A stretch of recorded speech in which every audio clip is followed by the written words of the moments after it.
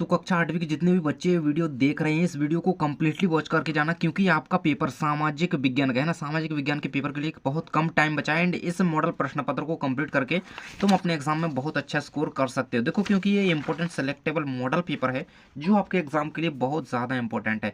देखो, इस तरीके से आपके पेपर में कोड वारिंग रह रही है। इस मॉडल पेपर को दिखाने का मकसद, इस पैटर्न को दिखाने का मकसद केवल इतना है कि आप लोगों को अपने पैटर्न का इंपॉर्टेंट क्वेश्चन का है ना समझ में आ सके कि भाई हाँ है ना किस तरीके से आपके क्वेश्चन जो है रह रहे हैं। ठीक है ना, तो एक एक क्वेश्चन को ध्यान से देखते चलना एंड सारे क्वेश्चन कंप्लीट करके जाना। देखो, सबसे पहले मैं आपको बता दूं, आपका समय वही आपको 2.5 घंटे का मिलेगा, पूर्णांक आपका 60 नंबर का ही है ना। और सबसे पहले आपके बहुविकल्पीय प्रकार के प्रश्न आएंगे, जैसा कि मैंने कहा कि मॉडल पेपर। ठीक है ना, तो चलिए स्टार्ट कर लेते हैं। एक एक करके सारे क्वेश्चन याद करके चलना। मैं 1 से लेकर के 26 तक के सभी प्रश्नों के उत्तर दूंगा। अपने दोस्तों को वीडियो भेज दो और सबसे पहले लाइक कर दो। पहला नंबर क्वेश्चन दिया गया है, ये हिस्ट्री ऑफ ब्रिटिश इंडिया पुस्तक के लेखक कौन है भाई, है ना। तो इसके लेखक कौन है, Charles Darwin, Max Muller, James मिल या फिर जेम्स रेनेल। तो इसका आंसर है आपका मैक्स मूलर। ठीक है, इसका आंसर आपको क्या लिखना है एग्जाम में, किस तरीके से लिखना है। देखो, अच्छी राइटिंग में जितना अच्छा लिखोगे ना उतने बढ़िया अच्छे नंबर आपको मिलते हैं। बस आपका आंसर जो है सही होना चाहिए एंड राइटिंग अगर अच्छी है तो इंप्रेशन जम जाता है और बढ़िया अच्छे नंबर मिल जाते हैं।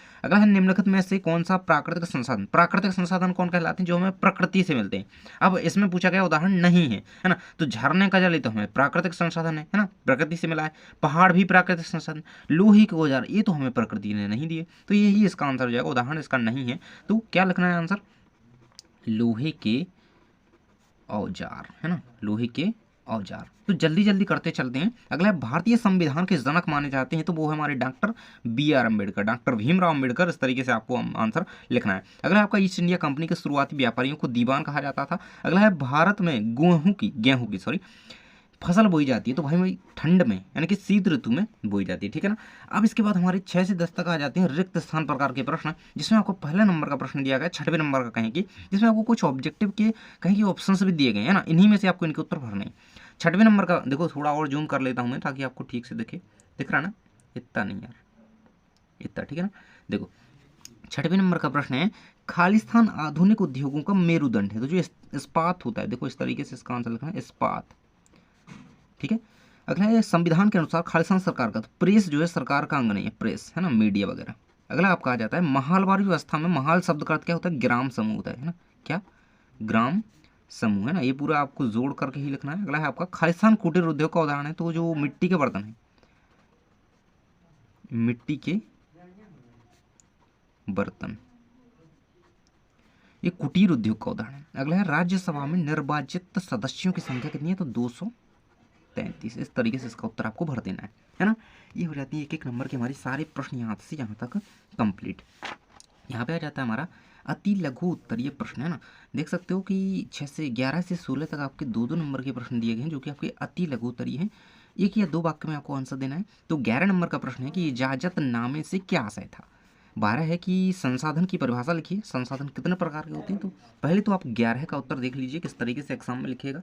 तो ये रहेगा आपके सामने यहाँ पे 11 का आंसर, देख सकते हो यहाँ पे इस तरीके से आपको इसको लिखना है कि देखो 11 का, इजाजतनामे से आशा है कि इंग्लैंड की कोई और व्यापारिक, है ना, कंपनी इस इलाके में ईस्ट इंडिया कंपनी से होड़ नहीं कर सकती, है ना। ये यहाँ पे इजाजतनामा यहाँ पे उस समय लिखा गया था। अगला क्वेश्चन था आपका, संसाधन की परिभाषा लिखिए, है ना। कितने प्रकार के होते हैं, संसाधन की परिभाषा दी गई है। 12 का उत्तर, प्रत्येक वस्तु जिसका उपयोग आवश्यकता, मतलब जो हमारी, मतलब कोई भी वस्तु है जो हमारी आवश्यकता की पूर्ति करे वो संसाधन कहलाती है। ठीक, इतनी बात याद रखना। संसाधन 2 प्रकार के होते हैं, एक प्राकृतिक, एक मानव निर्मित या कृत्रिम, है ना। जैसे जल हो गया, वायु हो गया, ये सारे क्या होते हैं, पहाड़ वगैरह, है ना, झरना, तो ये सारे क्या होते हैं, प्राकृतिक संसाधन। ठीक है, चलिए अगले क्वेश्चन को देख लेते हैं। यहाँ पे 13 नंबर का प्रश्न आपका दिया गया है कि कृषि पर आधारित किन्हीं 3 उद्योगों के नाम लिखिए, तो 2 नंबर में प्रश्न है। 14 नंबर प्रश्न है, किसी देश को संविधान की जरूरत क्यों पड़ती है, 2 नंबर भी प्रश्न है। तो ये देख सकते हो आप, यहाँ पे आपका दिया गया है 13 नंबर प्रश्न का उत्तर, ये रहेगी कृषि आधारित 3 उद्योग, तो ये रहेंगी, है ना, खाद्य, वनस्पति और सूती उद्योग। ठीक है, और चीनी उद्योग भी लिख सकते हो, यानी कि शक्कर उद्योग, है ना। और 14 क्वेश्चन में था संविधान की जरूरत क्यों होती है, तो ये रहेगा आपका सामने 14 नंबर क्वेश्चन का आंसर, इसको कंप्लीट कर लेना। अगला 15 नंबर में है कि धर्मनिरपेक्षता से क्या आशय होता है, धर्मनिरपेक्षता होती क्या है, तो ये होता है कि भारतीय राज्य ने धर्म और राज्य की शक्ति को एक दूसरे से अलग रखने की रणनीति अपनाई है ना। इसका कंप्लीट आंसर आपको याद कर लेना है। अगला क्वेश्चन हम देख लेते हैं 16 नंबर, भारतीय संविधान की अंतरात्मा किसे कहा जाता है ना। अंतरात्मा भाई क्या होती है भारतीय संविधान की, 2 नंबरी प्रश्न है। चलिएगा इसका आंसर आपको इस तरीके से लिखना है कि मौलिक अधिकारों वाला खंड भारतीय संविधान की अंतरात्मा कहलाता है। इसको याद कर लेना अच्छी तरीके से, मौलिक अधिकारों का जो खंड है उसी उसकी अंतरात्मा, ठीक है, यानी कि जो जिसमें मौलिक अधिकार हमारे संरक्षित हैं, लिखे गए हैं, जिस खंड में हैं उसे अंतरात्मा कह देंगे, ठीक। अगला क्वेश्चन आपका आ जाता है यहाँ पे 17 से लेकर के 22 तक। 17 नंबर प्रश्न है आपका, सहायक संधि की शर्तें क्या थी, है ना। सहायक संधि क्या थी, उसकी शर्तें क्या थी, ये रही उसकी शर्तें। ये 3 शर्तें आपको याद कर लेनी है, 17 का उत्तर। अगला क्वेश्चन आ जाता है 18 नंबर का, नवीकरणीय और अनवीकरणीय संसाधन में कोई 3 अंतर लिखिए। तो कोई 3 अंतर आपको लिखना है इसमें, नवी एवं अनवीकरणीय, ठीक है। तो ये रहेगा आपके सामने अंतर, यहाँ पे 1 अंतर, 2 अंतर, 3 अंतर, ठीक है। तीनों के दिए गए हैं, उदाहरण के साथ दिए गए हैं, बिल्कुल से याद कर लेना। अगला क्वेश्चन है, जैविक कृषि से आप क्या समझते हैं, लिखिए। जैविक कृषि भाई क्या होती है, जैविक खेती की बात करी जा रही है, मतलब जिसमें हम ये मतलब कह लो रासायनिक कीटनाशकों का उपयोग नहीं करते हैं, है ना। रासायनिक उर्वरक जो होते हैं उनको उपयोग नहीं करते हैं, जबकि जीवांश खाद हो गई, है ना, जैव खाद हो गई, गोबर की खाद हो गई, है ना, गौमूत्र हो गई, जीवाणु कल्चर हो गया, है ना, बर्मी कंपोस्ट, केंचुए की खाद हो गई, है ना, इनका यूज़ करके अपन खेती करते हैं, है ना। तो वो हमारी क्या होती है, जैविक खेती होती है। ये रहेगा कंप्लीट इसका आंसर 19 का। अगला है 20 नंबर प्रश्न, भारतीय संविधान सभा का गठन किस वर्ष में किया गया, इसके निर्माण में कितने वर्ष लगे, है ना। भारतीय संविधान के निर्माण में कितना टाइम लगा था ये आपको बताना है यहाँ पे। तो इसका गठन जो 1946 में संविधान सभा का किया गया था, और संविधान बनने में 2 वर्ष 11 माह 18 दिन लगे थे, ठीक है। इस चीज़ को याद रखना, 20 का उत्तर है। अगला क्वेश्चन आपका आ जाता है, अंग्रेज भारतीय किसानों को विभिन्न भागों में किस प्रकार की फसलें उगाने को मजबूर करते थे और क्यों। 22 है आपका, राष्ट्रीय उद्यान व वन्य जीव अभ्यारण्य में कोई 3 अंतर लिखिए। तो ये रहेगा आपका 22 का उत्तर। पहले तो 21 का उत्तर देख लीजिएगा, ये रहेगा आपके सामने 21 नंबर प्रश्न का उत्तर। तो अंग्रेज देश में इस तरीके से यहाँ पे किसानों को मजबूर करते रहे, है ना, तो इसको कंप्लीट कर लेना। ये रहेगा आपका 22 का उत्तर, ठीक है। 22 का उत्तर भी आपके सामने है, तो इसको भी कंप्लीट कर लीजिएगा। एंड इसके बाद 23 से लेकर के 26 तक आपके 5-5 नंबर के प्रश्न आ जाते हैं, जिसमें आपका 23 नंबर प्रश्न दिया गया है, अभिलेखागार क्या है। देखो भाई ये 2 नंबर में भी आ सकता है, एंड इसको ऐसे ही कंप्लीट कर लेना, तो थोड़ा डिटेल में लिखना।